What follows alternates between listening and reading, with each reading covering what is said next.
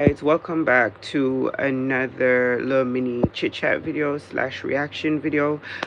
Before we go ahead and get into the video, don't forget to like, comment, subscribe, all that good stuff. Shout out to my purple member gangs, if you guys, purple heart member gangs, if you guys are ready. Subscribe, of course. Thank you guys so much for all of your support. We appreciate you guys. Yeah, so we're gonna go ahead and jump straight into it. So I slept in today, woke up a little bit late, around 12 or so, and I do what I normally do. I start watching the news, getting my day started, and it's all over the Canadian news. Everyone's talking about, apparently, I don't know if it was last night or whatever have you, there was some type of event and Trump was giving a speech, and he started excuse me, he started talking about Canada. And I know we talked about this like maybe like a month or so ago. Everybody was reacting to his very funny joke then about Canada becoming the 51st state, calling our prime minister the governor, just the whole thing. He was trolling Canada pretty hard. And for the most part, we took it like Canadians. We smile and we like, oh, whatever. Like, all right, get out of here. Like, are you kidding me? Whatever. And we kept it moving. However, the joke has worn thin. Nobody's laughing anymore. So apparently he has doubled down on this whole we're gonna annex Canada. They should just become the 51st state. Um, just doing what he does. I'm not here to talk politics. I could, but I'm not here to talk politics. That's not my job. I leave that to the very capable premiers and the prime minister and all that we have to go ahead and do that, right? My thing is this, like, I never thought I would literally know how it feels, like the people in Taiwan or the people in Hong Kong or the people in Ukraine or the people who live in places that have been annexed by other countries. I never thought that I would ever wake up in Canada feeling like, wait a minute, whoa, like, what are you talking about? Wait a minute. You want to do what? We have to become part of what? Like, what?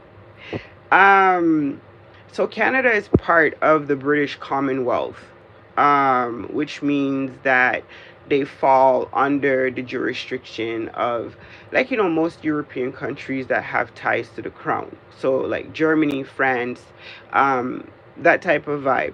And legally, you can't acquire Canada. You don't have any legal rights to do so.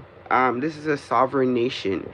So, but logic aside, because we no longer live in a world where logic applies. So, logic aside, you have to look at these type of things like the people in Taiwan and the people in Hong Kong and the people in Ukraine. You have to have that type of emotional reaction, because here is somebody speaking on behalf of, I don't know how many, 300 million plus people versus our 30 million or how much ever million. It's significantly less.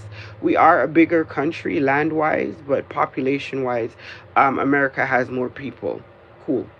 So you have to listen to this person telling you that your country is up for grabs just because they're on some type of mad land grab. Then he talked about annexing Greenland, which is like it's a Dutch colony or whatever you want to call it, right? It's already owned. We'll say that. Then he wants to rename the Gulf of Mexico the Gulf of America. So he has like a lot on his plate that he wants to do in the northern region. I don't know, like, I don't know. Clearly, there's nobody around who is able to talk reason or common sense. There's nobody there to say, hey, you can't do that. Like, what are you even talking about? Like, you can't. um so, talking about using military force to take back the Panama Canal, and just a lot going on. So it's a very busy agenda. Mass deportation, annexing countries, taking back land. It's a lot going on. It's a lot going on. A lot to do in 4 years, no? But we do, like, we're no longer taking it as a joke. Like, it's not even funny. It's offensive. It's disrespectful. To imply that we're some like third world country that you're like providing economic aid to. Like, are you kidding me? Like, let's be for real. I mean, oh my good lord. You almost feel like you're gonna have like an aneurysm or something, like just trying to wrap your mind around this craziness.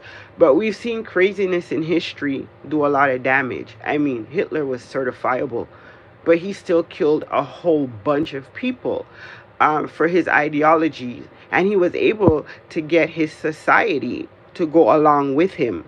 So I don't think it's ever wise to shrug off people with these crazy ideologies and crazy notions.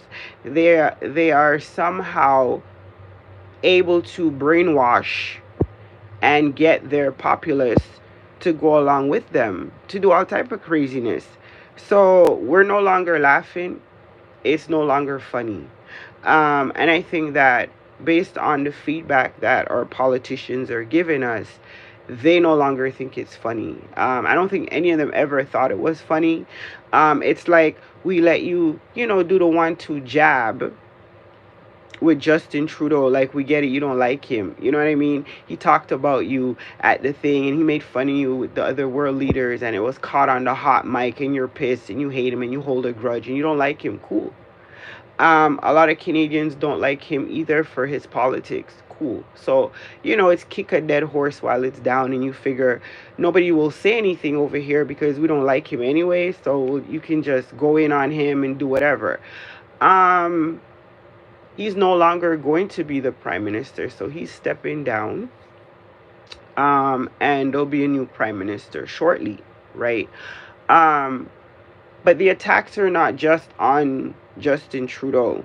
It's on Canada as a country, like as a whole, as a sovereign nation, part of NATO. And this guy is sitting here talking about annexing Canada. Like, we get it. We get it. You want the water. You know what I mean? You want the water. You guys always wanted the water. I remember when they tried to buy Niagara Falls, like, or half of the falls. They wanted the hydro plant. Like, they've always been after the water. They wanted to siphon water off from the Great Lakes. And our prime minister then, Jean Chrétien, I'll never forget that. As young as I was, he was like, no, you're not having our water. You cannot have our water. No, Niagara Falls is not for sale. Like, what are you talking about? So we've had politicians in the past who just like not having it. But over the years, we've had more, what's the word I want to use? We've had more politicians that were more open to entertaining certain ideologies coming across the border. And for the most part, Canadians are stereotypically nice people, just kind of don't rock the boat. We just kind of mind our business, live our lives, stay out the wars, so nobody, is coming to bomb and kill and do all that stuff over here. We provide medical aid for natural disasters. That's like our thing. We don't do the whole spend our whole GDP on the military. This is what would you call it? Not a welfare country, but it is a country that puts welfare programs above military. Take care of the people. That's kind of like been our thing, our identity. It's not to be like a super juggernaut, military dominant, all of that other stuff. We leave that to the Americans, because that's their thing. They do have the strongest military in the world, and that's their thing. So why does it have to be like, because you spend, I don't know, billions of dollars on your military, that we have to do the same, or we're not up to par? Like, I don't even want to talk about this for too much. Like, this stuff just, it kind of gets you emotional. If you're somebody who's patriotic and you love your country, um, this type of stuff is just gets your blood boiling, and you can't let anger replace common sense. So I don't really want to talk too much about it, but I did want to give my 2 cents. I woke up and this is all over the news, and I'm just like, we're still talking about this, and get to find out it's like actually being taken serious by certain politicians, over there. And now they actually want to come up with a proposal. It's a lot. Anyway, let me know what you guys think down below. Should Canada, country of 30 plus million people, become the 51st state of America?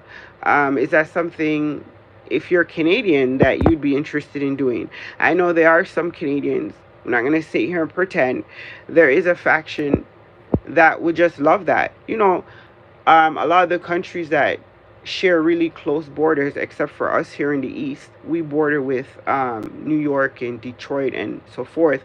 But a lot of other provinces like Alberta and out there, there are a lot of people who may share that same sentiment for tax purposes. That whole, it will be good for us economically, and everybody's just going to immediately get rich, and there's going to be these huge taxes. So a lot of people are looking at it from an economic standpoint, but there are a lot of people like myself who look at it from a different standpoint. And so let me know, kind of what side of the coin you're on when it comes to this. Thank you guys so much for tuning in. For those of you who will watch this later, my Purple member gangs, shout out to you guys. Thank you for your support in advance. And yeah, stay up and stay blessed, and we'll catch up with another video. Deuces.